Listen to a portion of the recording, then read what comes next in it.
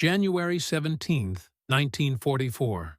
A biting wind howls across the East Anglian airfield, its icy fingers clawing at the canvas tents, where American pilots huddle over steaming mugs of coffee.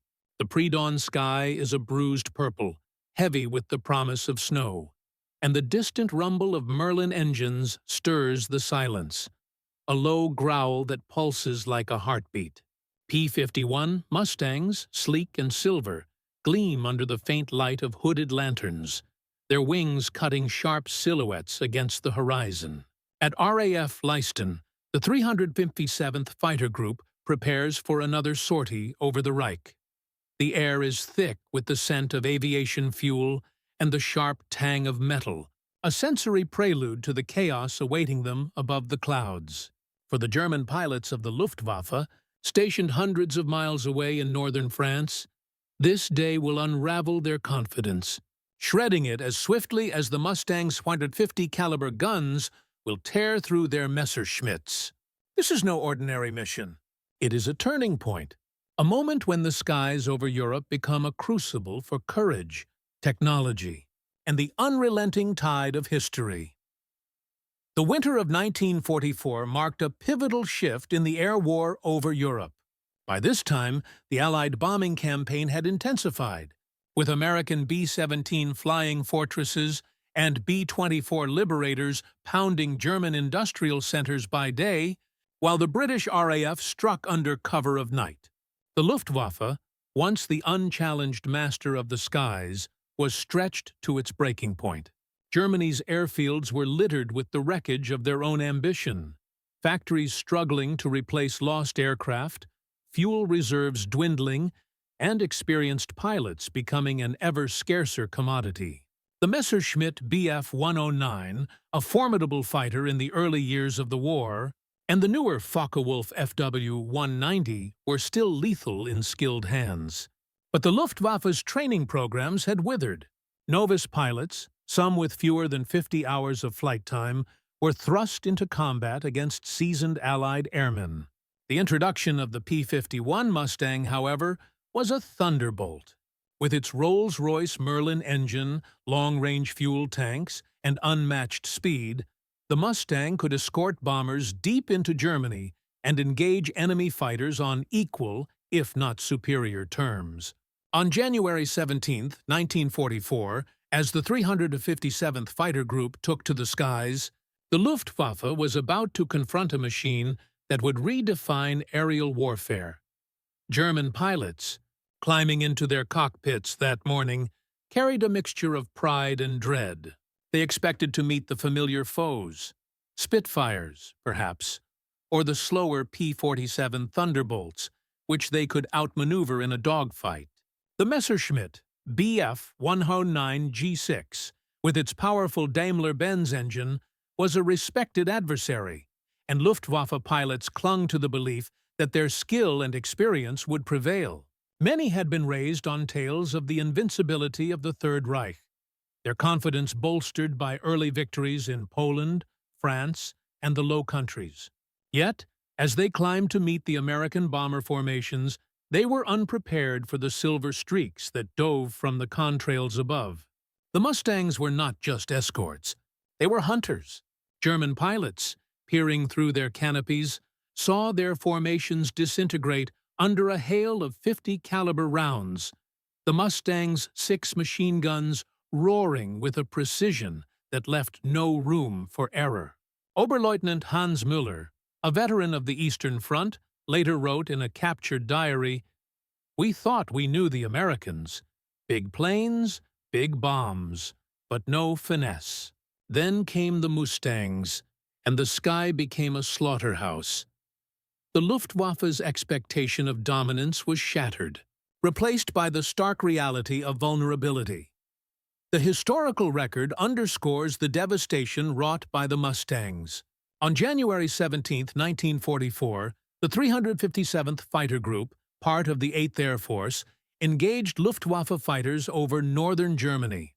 Official reports from the U.S. Army Air Forces note that the group claimed 12 enemy aircraft destroyed in a single mission with no losses of their own. The Mustang's performance was staggering.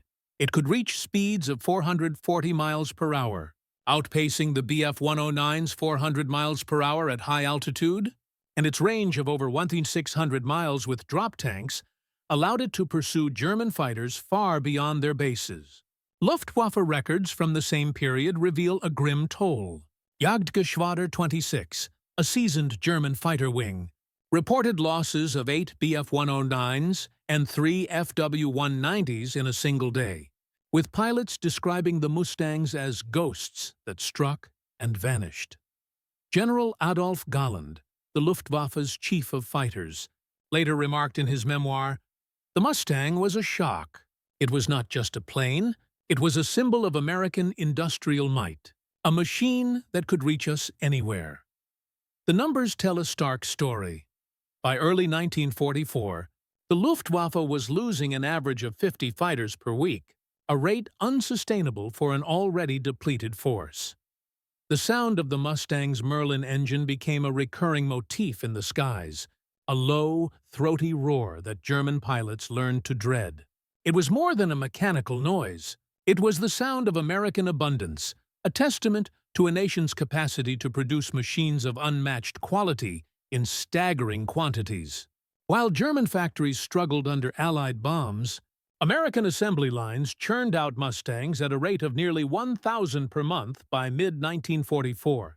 The Merlin engine, license-built by Packard in the United States, was a marvel of engineering, its 12 cylinders humming with a power that seemed to embody the boundless energy of a nation untouched by the devastation of war on its own soil.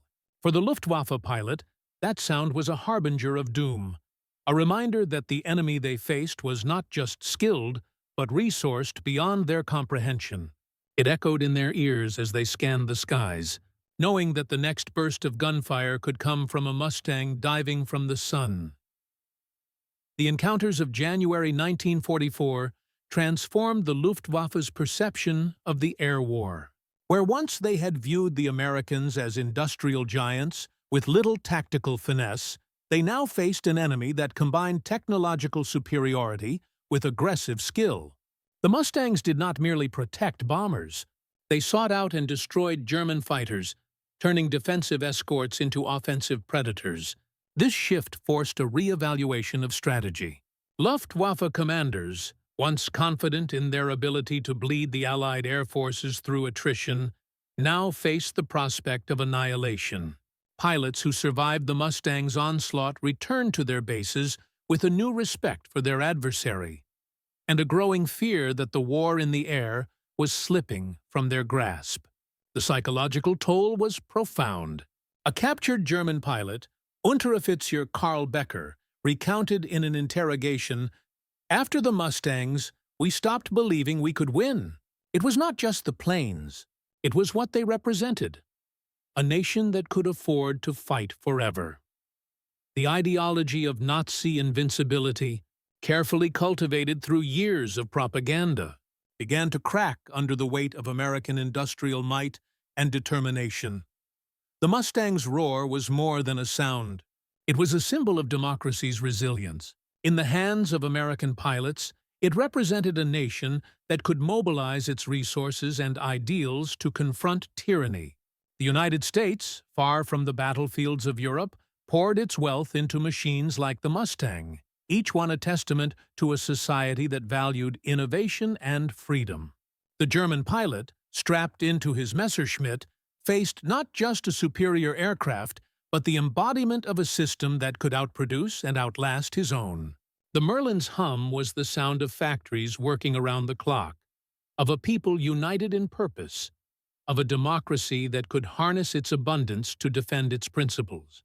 It was a stark contrast to the Reich's faltering war machine, where shortages of fuel, parts, and hope were becoming the norm. The Mustang, in its sleek design and relentless power, carried the weight of an idea that freedom, backed by resolve, could triumph over oppression. As the war progressed, the Mustang's impact only grew. By the time of the Normandy invasion in June 1944, P-51s dominated the skies, providing air cover for Allied troops and decimating German attempts to reinforce their positions. Luftwaffe losses mounted, with over 2,000 fighters destroyed in the first 6 months of 1944 alone. The Mustang's role in achieving air superiority was undeniable, paving the way for the success of D-Day and the eventual collapse of the Third Reich. Yet, beyond the statistics, the Mustang left a deeper mark. It reshaped the narrative of the air war, proving that technology, when wielded by a nation committed to liberty, could alter the course of history. The German pilots who survived those encounters carried with them a new understanding. The war was no longer theirs to win.